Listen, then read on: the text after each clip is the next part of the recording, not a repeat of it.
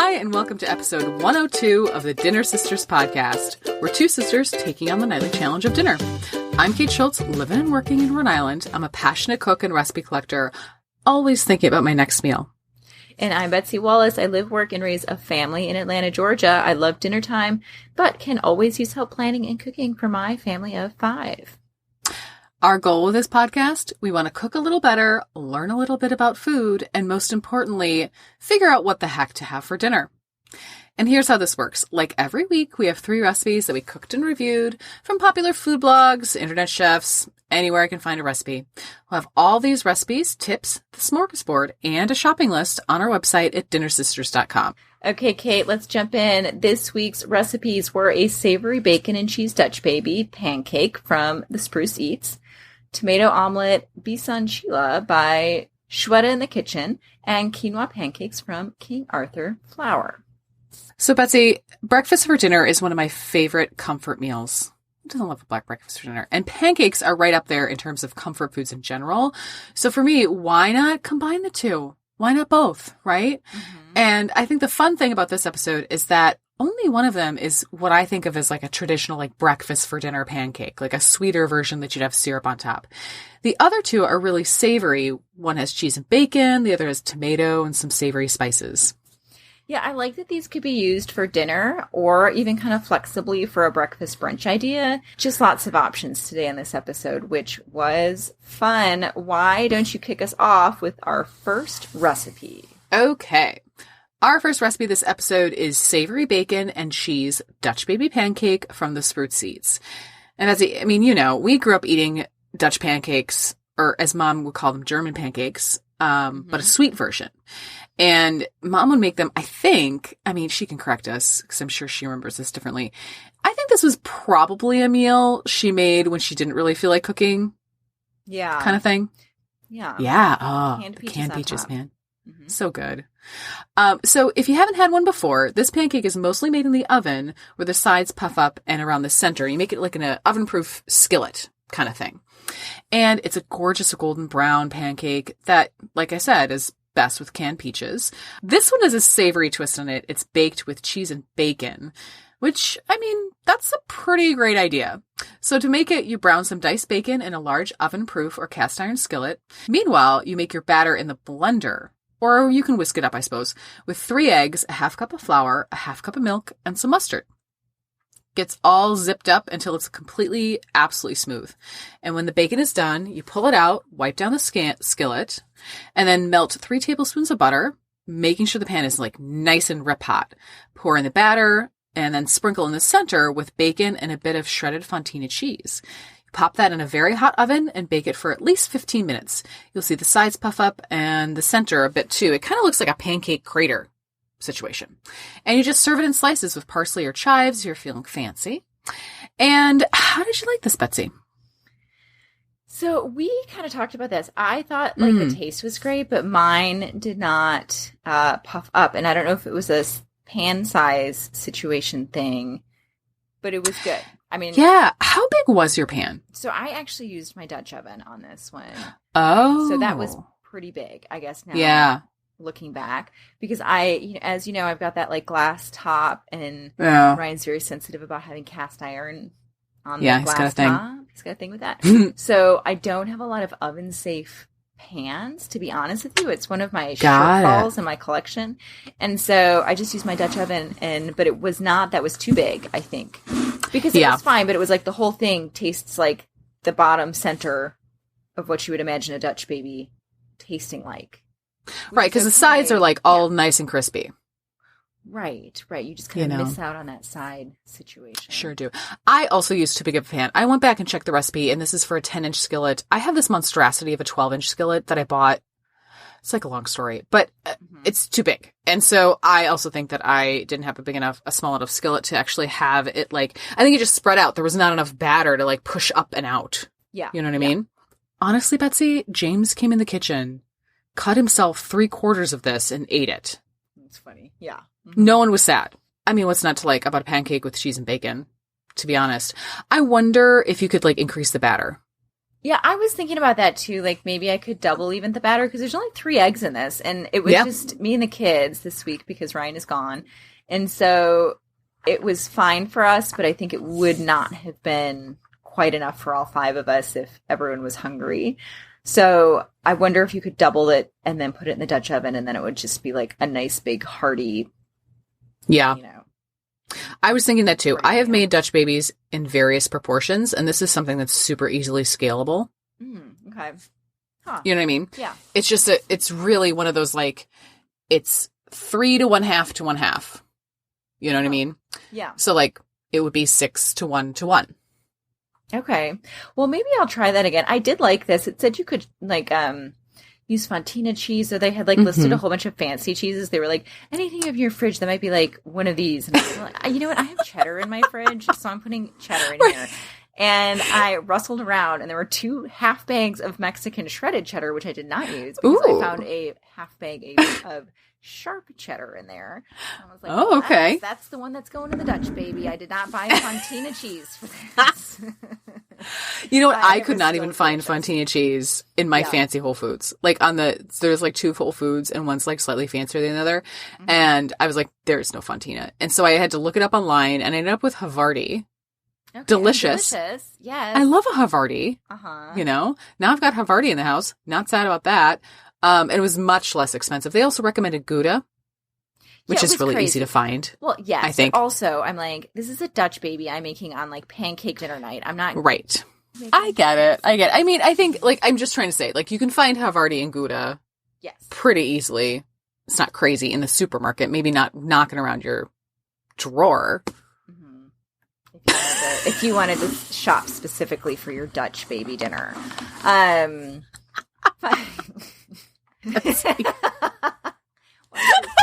were so cranky about this cheese. Oh, God. Okay, well. So if you were going to make this fancy, Kate, if you wanted to just go all out on this, what would you do? Okay, so I did, I used Havarti, which, who knows on your fancy cheese scale where that lands for you. Yeah. But I did want to say too, like a friend and I went out to brunch, which we do after spin class, which is super fun. And she got a version of a Dutch baby that was made with buckwheat flour and a sunny side up egg on top. Yum. That was delicious. It was like crazy. And then she had like a pile of lightly dressed greens on top, which I think you throw on there. Yeah, that sounds like nice. Right? Just some kale if you wanted to.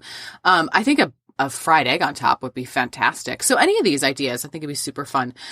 This is a 4 out of 5. I feel like it was user error that it didn't puff and it was so delicious. I hate to like hesitate to like knock it down a point. So anyway, what's your rating?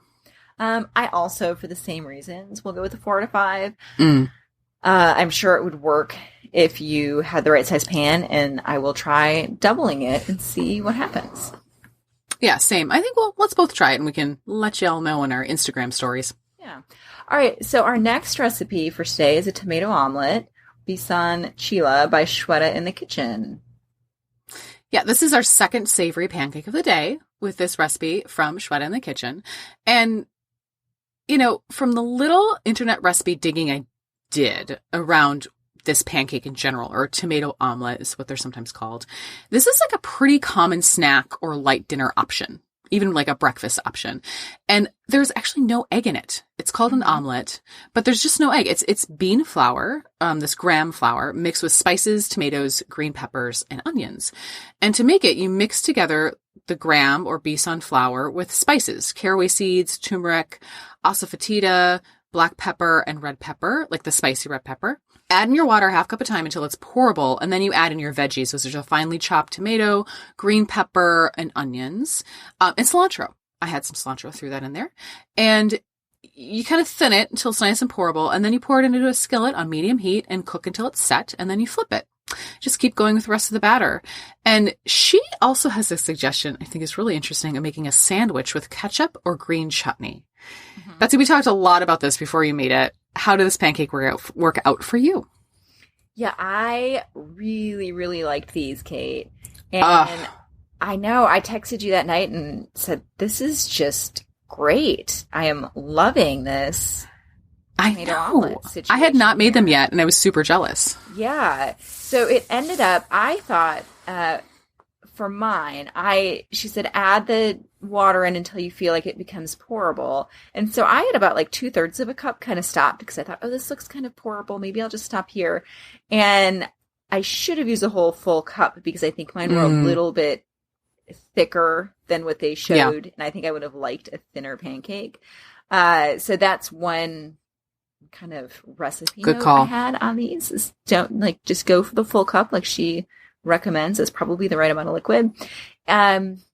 I thought they were I could not stop eating them. They tasted so fresh with the veg in there. The chickpea flour felt a little bit healthier than maybe an all-purpose flour. So I felt like I was getting some just like healthy goodness out of it as well. And Kate, we talked about this. I thought, well, no wonder people eat these every single day of the year.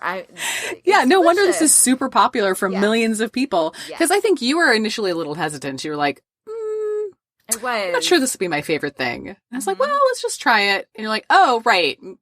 I agree with these many people. Right. And I don't know why. Now I'm kind of like, well, that should be a signal to me. It's going to be delicious. But sometimes it just is hard on a weeknight when you're tired and you're looking at this recipe and it's something you haven't made before. I'm just like, oh my gosh, I don't know if I've and it actually is not difficult to make at all. And it was super delicious. And I was much, much happier eating these. I was so happy I made them. So I would encourage anyone to really just go for it. If you like Indian food and you like these flavors. Right. It was delicious. Yeah, my recipe notes. So I would definitely say when she says finely chop, you really want this finely chopped vegetables. Big chunks. It's a thin pancake. Big chunks is going to be weird and too big. You know, you want it so it's like super, super finely chopped, which makes it delicious. That means the onion will cook a little bit, which is nice. And then I definitely ate these with ketchup. I was mad. I had forgotten to buy green chutney, but the ketchup was super good. This has, oddly, the graham flour has this taste of egg to it, or it's a texture thing. I can't figure out what it was, but I was like, oh. Did you end up making a sandwich? I did not. I just had mine. I mean, honestly, as I was making them, I was kind of tearing half off and dipping them in the ketchup and putting them in my mouth. That's basically how I ate these. Yeah. I liked that it made about 4 good-sized pancakes or so, which is like a nice small dinner. I love this. So glad I have I bought graham flour. Did you end up getting just chickpea flour? I did, because I was at Whole 365, and she says she kind of gives you a couple options, and chickpea flour was one of them, and that was easy. I got Bob's Red Mill, and it was good. Yeah. So I think you could definitely use that if you've got an Indian grocery around and you see it. It's like, it was my Indian grocery store, which is not big at all. It's very tiny, little, almost bodega sized, had like 2 types of graham flour. And graham flour is a different kind of bean. I could look it up, but I can't remember exactly what it is. So this is a 5 out of 5 for me. I love this. I'm going to probably make them again this weekend. Yeah. So good. Kate, 5 out of 5 for me too. I thought this is up there with kind of healthy, delicious comfort food that's inexpensive, because that chickpea flour will last you a while. Oh yeah. Reason to stock it in the pantry. Full of veg, and I think you could really do whatever vegetables you like. Yeah, flexible. Yeah. Loved it. Okay. Last recipe of pancake crazy week. Pancake celebration. Pancake celebration, that's good. Is quinoa pancakes from King Arthur Flour. Tell us about these. Okay, so you did text me at one point during the week, and your kids were like, are we ever having, pancakes that can have syrup on them? Yes, Maggie said, as I was making one of the varieties of pancakes, she said, no, Mom, I'm just going to have the normal pancakes tonight. I'm going to have the normal ones you're making. And I was like, well, Maggie, you're going to have to talk to Aunt Kate about that, because she didn't pick any normal pancakes this week. And I can only cook what Aunt Kate... You totally threw me under the bus. So, this is something to take up with your Aunt Kate. I'm surprised I didn't get a phone call. Yeah. I'm very surprised. So I did want to include some American-style pancakes in this roundup, and the quinoa makes them a little heartier, right? So I thought, why not? These, like I said, are the traditional American-style diner-style pancakes, right? Nice and fluffy, not too sweet, perfect with butter and syrup.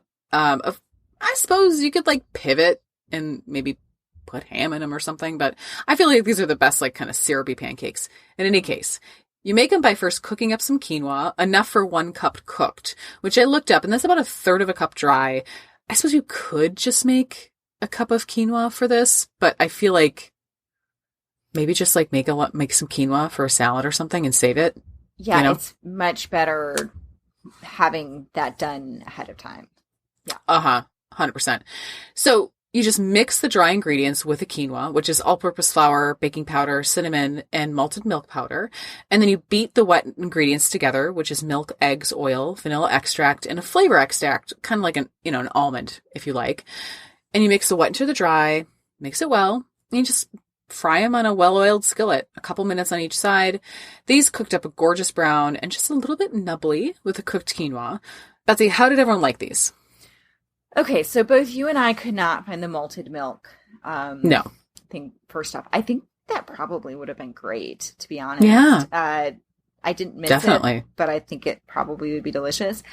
I had a few that were undercooked, so that sort of surprised me. So I guess it's just something to watch for because they are a little bit on the like heartier, heavier side, and I cook a lot of pancakes. So I was surprised when my kids said, "Oh, like just a few, like a handful." It might have been just when we were starting. We're a little bit undercooked, so be a little word to the wise. Mindful. Word to the wise there. I thought the flavor was fantastic, and the quinoa made it seem hearty, but it didn't significantly change the texture. I was really worried this would be like a mouthful of quinoa crunching and like I don't know that this would just really not be great. And I thought, you can kind of taste it. Maybe like you can taste the poppy seeds and poppy seed bread, like lemon poppy seed bread. Like you kind of know it's there, but you don't really. A little bit, but not crazy. And so my kids loved these. And great. I felt pretty good about making them too. And we had leftovers for breakfast and it was nice. It was easy. And I loved that there was just the scoop of quinoa in there. I thought this is something I could do all the time when we're making pancakes. That's awesome. I think too, quinoa, high protein grain, a little extra fiber in your life is never a bad thing. I definitely lean towards a smidge overcooked in the quinoa that I made for this, just because I didn't want like crunchy quinoa in there. Yeah. So if you go towards the side of like, I'm not going to make this quinoa in a salad, but I'm going to like maybe serve it as a side dish. That's where I'd go. Yeah. I couldn't find the malted milk powder. I wonder if Ovaltine is the same thing. I have to look that up. Maybe it is. Maybe a listener would know. Having Ovaltine in the house isn't a bad idea. Yeah, it's fun. Just saying. I would definitely make this again when I've got some leftover quinoa, or if I make some for the week, which is something I do sometimes for lunches, This would be a really fun thing. And I love to freeze pancakes and then just pull a few out and put them in the toaster for a quick breakfast. So this would be a perfect one that I feel like I would also maybe it would have some staying power because of the quinoa. These were really good. The flavor was fantastic. I used a little almond extract. Did you put any flavor in theirs? I did not. I just used a little bit more. I amped up the vanilla a little bit more. Nice. Nice. Yep. I mean, King Arthur Flour does it again. I think if anyone out there is ever looking for a baking recipe, King Arthur Flour is one of the first places I start. They test the recipes like the dickens. And their comment section is so nice. They are so nice to people and helpful. Yeah. So, in any case, I mean, this is so solid. I've got no critique. This is a 5 out of 5 for me. This is a 5 out of 5 for me, too. I thought these were easy to make. Everything was super clear. Loved the quinoa. Loved that it wasn't a crunchy mouthful of quinoa. And instead, it just felt like a healthy, hearty, delicious pancake. You were a bit of a pancake skeptic this episode, but I feel like I won you over. You did. Yeah, I went into this thinking, okay. Here we go. Yeah. All right, wrapping it up, Betsy. I think I will... For me, I'm torn between the quinoa pancakes and the beef enchilada. I feel like, I don't know, I can't decide. Kate, I was going to say I'm making it a tie this week because I can't decide. And also, we both agreed that we're not going to let the podcast stress us out. So that's true. And we can do what we want. It's our podcast. Yeah. Tie of the week. Okay. All right. We can't make a habit out of it, but we can do it this time. Just every once in a while. Okay. Mm-hmm. If any of these recipes sound good to you, make sure to check out our show notes and grocery list at dinnersisters.com. There you'll find links to all the recipes, any tips or techniques we talked about. And if you'd like to chat more with us, you can always ask to join our Dinner Sisters Facebook group. We are at Dinner Sisters Podcast. Okay, Kate, before we head to the smorgasbord, a break.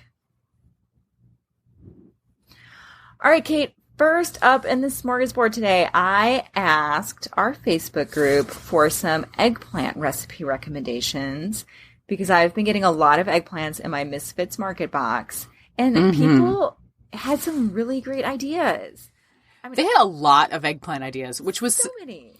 I shouldn't be surprised. The people in our Facebook group are amazing, but I was surprised how deep the well was for eggplant dishes. Yes. Of all the vegetables, I was like, oh, great. I know. Amazing. So I thought we could just talk about a few today because some people might want some new fresh ideas for eggplant, which, fun. Why not? And if you want another great resource, one thing I really like about these threads once they get going is that I can go back and reference them again when I get more eggplants. I know all of the recipe ideas are all in one place in the Facebook group. So I love that we all kind of put together our little resource list there.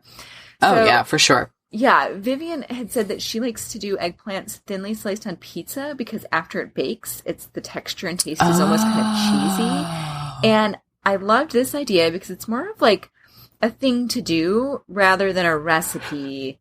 Right. Which sometimes just helps you move through the veggies faster and if everything doesn't have to be made into a thing. So I loved that just general concept. We had a few people post favorite eggplant parm recipes. If you're looking for a new one of those or a reliable one of those. Love those. Quite a few on there, which I'm excited about because I do like an eggplant parmesan. Dorothy posted a soy glazed eggplant from Budget Bites. We love Budget Bites. I love a soy glazed eggplant. I think this is going to be great. Mallory also posted an eggplant side dish from Mang Chi, who is a Korean food blogger. And who we also love. She has the most fantastic videos, and we did that dobu jorim, this spicy tofu from her, and she writes awesome recipes. Excited to see that. Janice posted a great fried eggplant with tomatoes and rice. Looked wonderful. Felt kind of wintry. I liked that. Yeah. Kate, it was like an eggplant bonanza. It really was. Yes. And there were so many other recipes that listeners suggested. This is just like a handful. I feel like, there were I don't even have eggplant in the house, Betsy. Like it doesn't even, it's out of season. I was like, oh, I'm not buying eggplant. Now I kind of want to buy an eggplant. So I'm excited. I think that the soy glazed one that Dorothy mentioned, the tomatoes and rice one looked really good. Love it. A little undiscovered gem. Okay, so I thought we would close today with a reminder to check out our new shop on the Dinner Sisters website. I uploaded another recipe box. We talked about these last week, but they're basically clickable PDF collections of our favorite recipes. And we described them as kind of like themed Cliff Notes. We take you from hundreds of recipe recommendations to around, like from the 2 years that we've been doing this and all the recipes we've reviewed, to about 30. And then we link those recipes right to the original ones so that you can kind of shortcut right directly to our favorites. So we put together, in there we have a Busy Nights recipe box, which has lots of ideas for busy nights. And then we have now a Greatest Hits, which we put together by season. So we've got 5 or 6 of our favorite recipes for winter, spring, summer, fall, with a few desserts thrown in. I think, and I think we do try to cook fairly seasonally. I don't think we're like super farm to table, hyper local seasonal people, but we're not making strawberry recipes in the middle of February, that kind of thing. So we definitely have like heartier recipes for fall and winter, especially this kind of time of year. And then as going into spring, I do know we have some strawberry things for spring and summer. So if you're looking for recipes, and it's nice. Like if it's wintertime, we've got 5 or 6 of our absolute favorite winter recipes from the past 2 years of podcasting. All right, Betsy, this next week's episode is all your idea. What's coming up? Speaking of pantries, we are doing pantry staples, and it's kind of a project cooking episode, Kate. Yeah. The irony of you spearheading this project cooking is hilarious to me. So I'm excited for us to share how all these projects went. All right, so that's what's for dinner this week. See you next time on The Dinner Sisters. We'll save a spot at the table for you. Would you like a little dinner in your inbox every week? Subscribe to our newsletter by going to our website at dinnersisters.com for show notes, our shop with all those ebooks we're writing, and other fun stuff. If you have some dinner ideas, you can always shoot us an email at dinnersisterspodcast@gmail.com. Last, if you like what you're hearing, please review and subscribe and tell a friend. That's how people get to know us. Thanks and happy eating.